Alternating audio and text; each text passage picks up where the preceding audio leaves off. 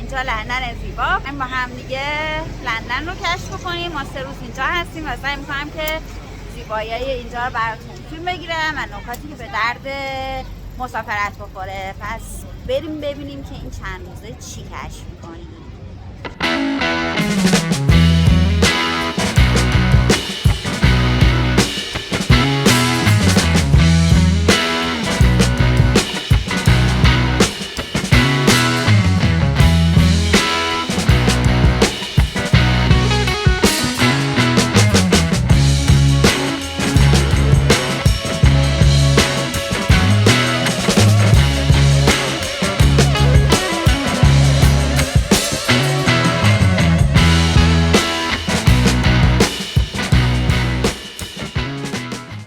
خب ما برای 3 شب تو این هتل هستیم. جاش خیلی خوبه، اینم اسمشه و دقیقاً روبروی گرینویچ پارک.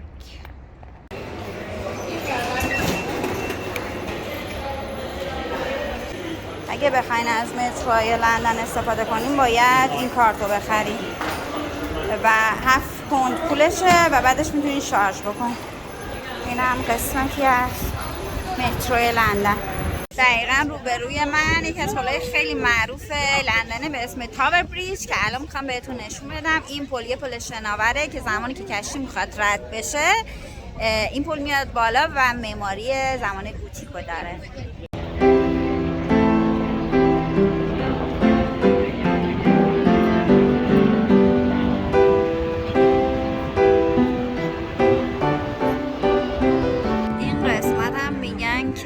قدیمی ترین قسمت لندنه، دقیقاً روبروی تاور بریج.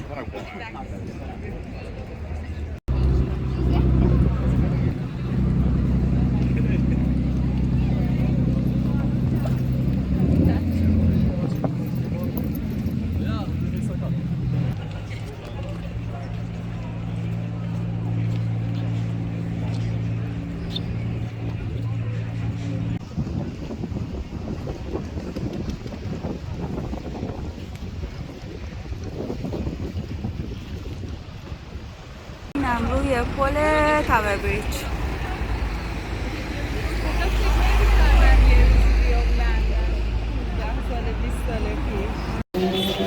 Can give you a pound? Yeah. 4 pounds, right? Yeah. I have cash. قسمت از مرکز شهرشم ببینیم ما هم دیگه. قسمتش منو یاد میدون جمهوری میندازه، نمیدونم چرا. چه خبره اینجا اسمش هست خیابون آکسفورد که خیابون خیلی معروفه مرکز شهر لندن.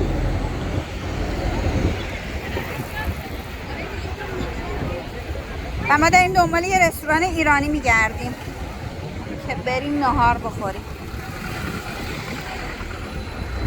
در خیابون آکسفورد لندن ما یه رستوران ایرانی پیدا کردیم به اسم نارون. بریم ببینیم که چه خبره اینجا.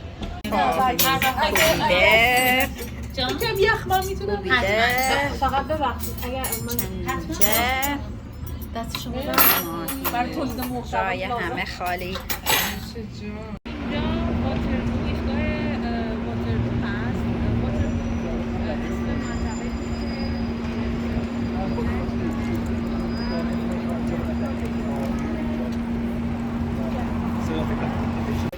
بالاخره رسیدیم به لندن آی معروف که واقعا زیباست.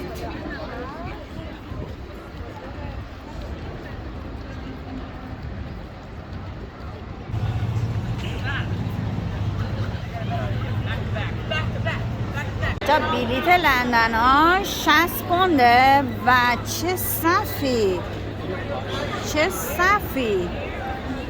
فکر کنم یه 2 ساعتی طول میکشه تا نوبتتون بشه.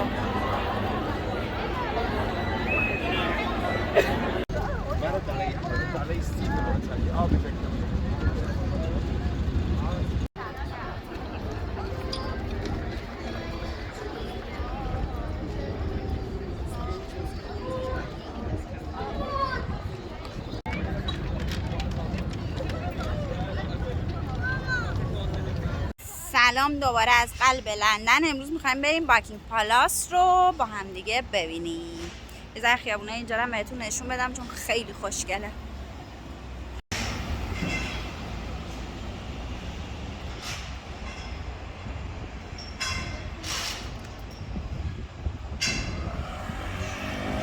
خب بالاخره رسیدیم به باکینگهام پالاس. بریم داخلش ببینیم چه خبره.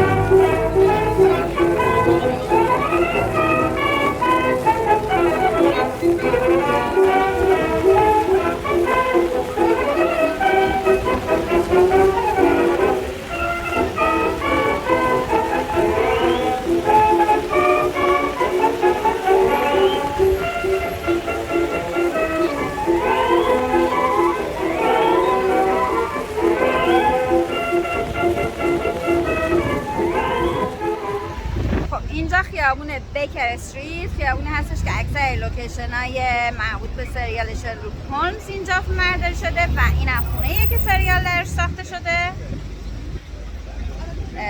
بلیتش هست، الان موزه شده، بلیتش هست 17 پوند. ما الان بلیت گرفتیم و بریم داخل با هم دیگه ببینیم.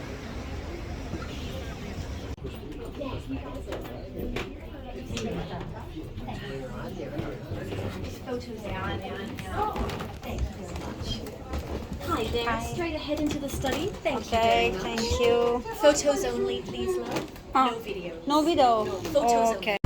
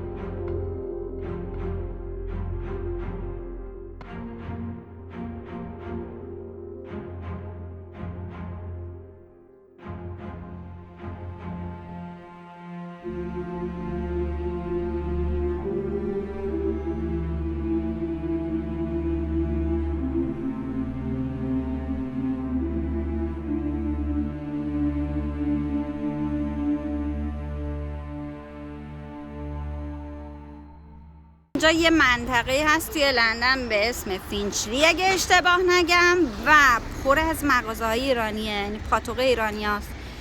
یه دونه شیرینی فروشیه که رفتم شیرینی خریدم. اینجا نون داغ، کباب داغ ریحونه که عالی بود. حتما اگه اومدین اینجا به سر بزنید و داریم میریم بالا ببینیم که چی پیدا میکنیم.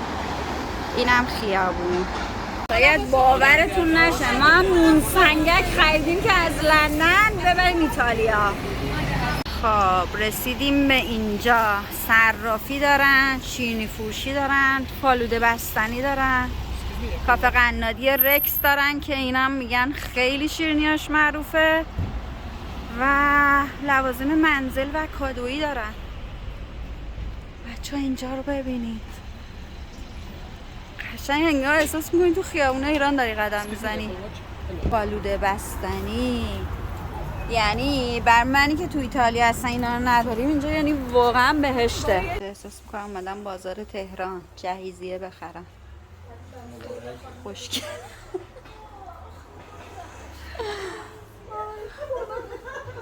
چه ها آله بالو، خربزه، باورتون میشه اینا برای ما آرزو شده. اینم شیرینی فروشی، باورتون نمیشه ولی واقعا همینه. خربزه